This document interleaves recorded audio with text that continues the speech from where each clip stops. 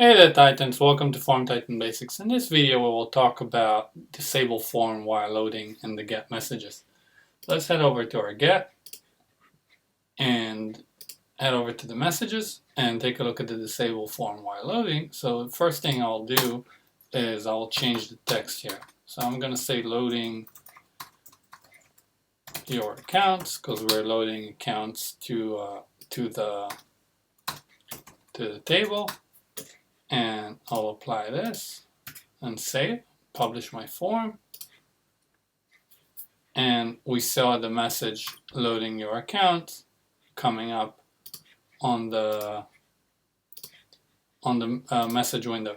So let's head back and to the messages and uncheck this, and let's see what happens.